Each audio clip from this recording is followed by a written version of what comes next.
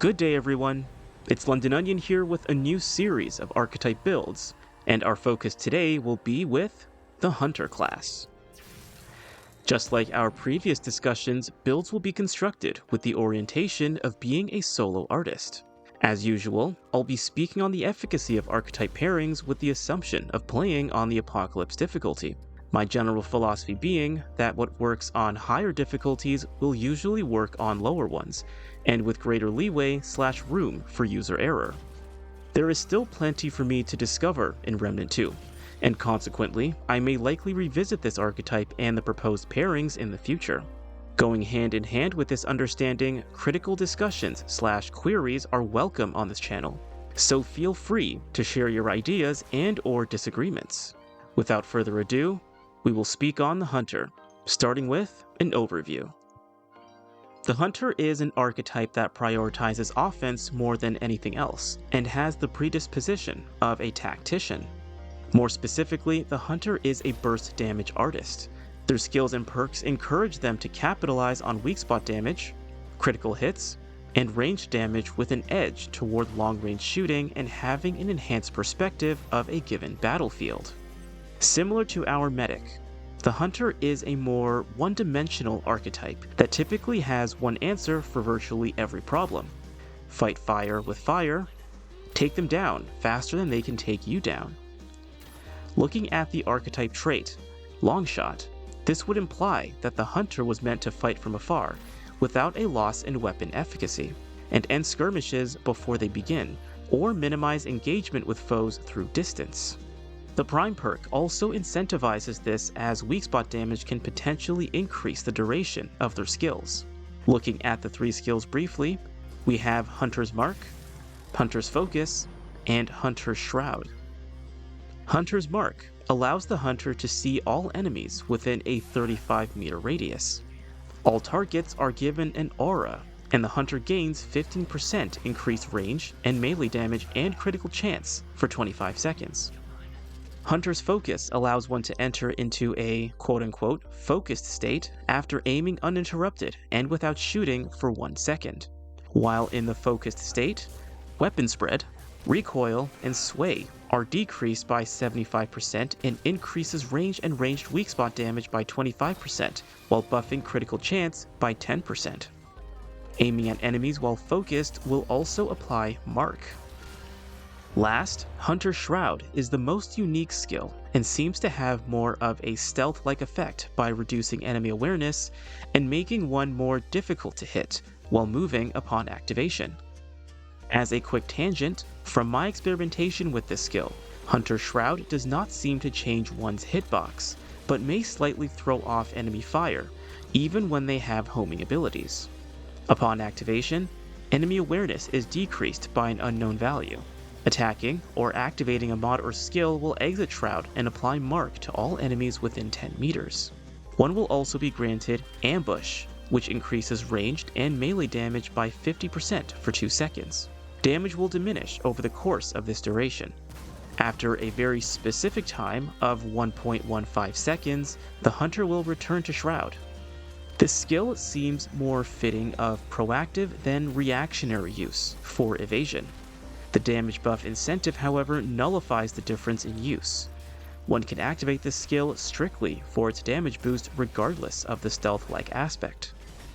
Despite the duration of these skills, the Hunter can extend their time beyond the original duration and allow their heightened potential for carnage to continue for as long as there are weak spots available to target. The Hunter being one-dimensional is not necessarily a criticism, but I would argue that their perks and skills are a double-edged sword. Just from a quick look at the Hunter perks and skills, there are no direct defenses or a means of self-preservation beyond offense and possibly reducing enemy awareness. Additionally, given the offensive focus of the Hunter, prioritizing long range and weak spot damage, the Hunter in my experience can become easily overwhelmed with enemies that manage to close the distance. They after all seem to be the definition of a glass cannon. To help this class thrive in their meta, we will introduce the Dead to Rights Painbringer. The Dead to Rights Painbringer has the Summoner as the secondary archetype. For simplicity, we'll refer to this pairing as the painbringer for the duration of this discussion. The summoner is oriented toward passivity in combat, offense through numbers, and recovery with a slight edge toward damage buffs. Given that the summoner's main tools are their summons, ammo economy is not a particular worry, and this class does not have any perks to supplement this. The hunter's perk, on the other hand, Return to Sender, will increase ammo drops by 50% and double the chance of their drop with weak spot and critical kills. As we had touched on in our overview, the hunter will likely struggle as a lone gunman should their proactivity fail and enemies close the distance. The summoner is meant to be a direct answer to this inevitable occurrence due to the minions they can spawn. Additionally, the archetype trait of the summoner, Regrowth, allows one to constantly heal by 1.5 health units per second. Should a minion fall, the residue perk of the summoner will leave a healing aura at the spot of their demise for 10 seconds and will replenish 2.5% of health per second while increasing healing by 20%. On a related note, Outrage grants 3% lifesteal for each minion sacrificed and will increase movement speed by 15% for 10 seconds. This feeds into the Dominator perk, which increases ranged and melee damage by 30% and critical chance by 5% for 30 seconds, or until another minion is summoned. All of this to answer for the areas of difficulty and to synergize with the areas of strength for the hunter. The Dominator perk will add to the already heightened damage output of the hunter. The Regrowth trait and Residue and Outrage perk are options for self-preservation. This is not to say that the hunter will become a tank in battle, but with the slightly decreased offensive load due to their summons, the hunter's natural tactic of maintaining distance, and their options for self-preservation, they may not be a tank, but instead a far more difficult target to put down. To aid in painting a complete picture, I'm going to briefly speak on the weapon loadout. Now, for the hunter skills and perks to be effective, it is not a requirement that one uses snipers and bows, but to maximize burst damage, it is what I would recommend. Plus, the long shot perk and the proposed meta of eliminating foes and ending skirmishes efficiently and from afar, this onion would argue that high fire rate and low damage weapons would be less than ideal. So for this pairing, there are two long guns I enjoy using: the Widowmaker and the Royal Hunting Bow. Each have their assigned mutator and a preferential mod. Our secondary remains as a consistent pairing, that being the Silverback model with the Harmonizer mutator. On the Widowmaker, I like to employ Top Heavy for an increase to range damage commensurate to how close a given magazine is to full capacity. When maximized, weak spot damage is increased by a maximum of 20% based on how close the magazine is to full. So naturally, this mutator will favor single-shot weapons, and as a small observation, the base damage and weak spot damage, among other attributes, are higher than the Royal Hunting Bow.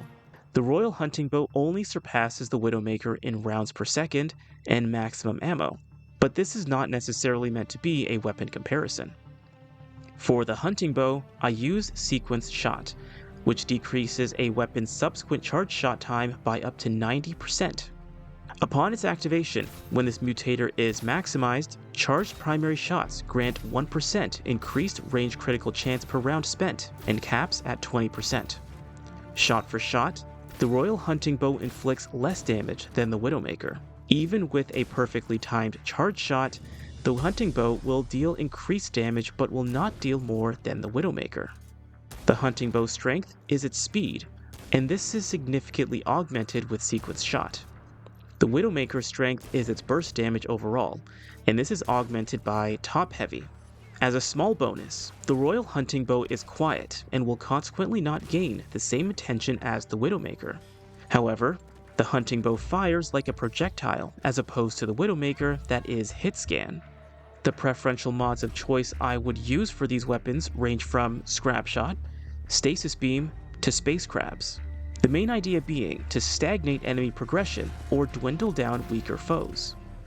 The secondary weapon will be equipped with some sort of fail-safe option, such as Tremor or Concussive Blast, to stagger and create space from foes that are too close for comfort. The melee weapon is a purely preferential choice. At most, I would argue for something swift for ease of use, but melee should make up an insignificant minority of one's engagement patterns with this pairing. I would personally favor the Labyrinth Staff for a boost in mod power, or the Dreamcatcher for slowing down foes with its charged attack. With the weapon loadout out of the way, we will move on to the Amulet and Rings. So the amulet leading this build will be the Whispering Marble. This amulet grants 3 stacks of Bulwark and increases all damage by 3% for every stack of Bulwark. The main reason behind this choice of amulet is to add a thick layer of defense, since the painbringer does not come with any direct defenses. However, it synergizes nicely since it comes with a general damage boost. Moving on, the rings I choose are the Dried Clay Ring, the Soul Guard Ring, Soul Link, and either the Outcast Ring or Zanaya's Malice. The Dried Clay Ring grants a single stack of Bulwark and increases all damage by 60% of the total damage reduction granted by Bulwark stacks. With the Whispering Marble and 4 total stacks of Bulwark, this would amount to a grand total of 25.2% additional damage. The Soul Guard Ring adds a stack of Bulwark for every active summon. The benefit of this is that summoning a single minion will maximize Bulwark stacks to 25% damage reduction and increase damage for both the Whispering Marble and the Dried Clay Ring. Whispering Marble will grant a 15% damage increase, and the Dried Clay Ring, after doing some quick multiplication, will lay an additional layer of 15% increased damage for a grand total of 30%, provided one has an active minion or alternative summon. Moving on, the Soul Link Ring allows summons to lifesteal 5% of their base damage dealt back to the caster. Our last rings are dependent on our weapon choice. If using the Widowmaker, I prefer to employ Zanaya's Malice to capitalize on weak spot damage. With this ring, upon dealing weak spot damage, the next weak spot hit will increase by 10% for 7 seconds, and this stacks 3 times. The Outcast Ring, on the other hand, increases reload speed by 5% for 15 seconds after each reload, and this stacks 5 times. This ring I prefer to employ on the Royal Hunting Bow to capitalize on its speed. Now one may wish to switch the way these rings are assigned so as to compensate their areas of improvement. Make the Widowmaker reload faster, and Hunting Bow hit harder on weak spots. I would consider this a logical strategy, but also a preferential choice. Circling back to the Soul Link Ring, one's summons become an extra avenue of health regeneration outside of the sacrifice-related perks of the summoner. However, this naturally opens up a trade-off of benefits with the summoner, and this will transition us to the skill pairings. So the skills I employ are varied on the summoner side, but static on the hunter side. I like to employ Hunter Shroud, and either the Hollows or the Flyers on the summoner side. I mainly enjoy the Hunter Shroud for its increase in damage output while throwing off enemy fire, and their ability to inflict damage. Plus, with the way Shroud works, it incentivizes more of a stick and move offensive style, and with the weapon profiles, this works perfectly. While in the reloading phase, one will return to Shroud, and upon firing on a target, they fire with a 50% increase in damage output. Using this with either Stasis Beam or Scrap Shot will make light work of elites or a series of weaker enemies. As for the summoner side, my choices may open up questioning as to why I would employ minions that can be summoned twice, given that it only takes 1 to maximize Bulwark stacks. There is a bit of a trade-off with this. As stated earlier with Soul Link Ring, minions become an avenue for health regeneration. However, with Soul Guard, they are a means of defense and, overall, enemy diversion. Now on one end, one may employ 1 minion at a time, strictly for the Bulwark stack and the damage increase, but have their health regeneration naturally slowed. On the other hand, one can employ 2 minions for increased offense, enemy diversion, and more frequent health regeneration, but also run the risk of losing them both in combat. Meanwhile, with 1 at a time, one can more reliably have a second summon ready for use. To help manage this trade-off, I prefer to employ 2 Hollows to maximize aggression on the ground, since they have the fastest cooldown time. Meanwhile, I would employ a single flyer. This onion would argue that flyers are more suitable for a tactical approach.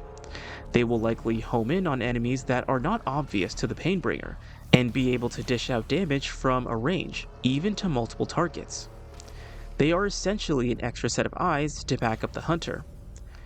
To top off this pairing, we will speak on the relic, armor, and traits.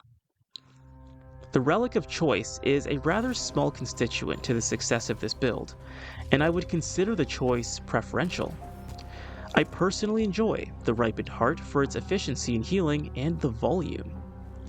The shards I choose are based on the weapon and corresponding ring choice.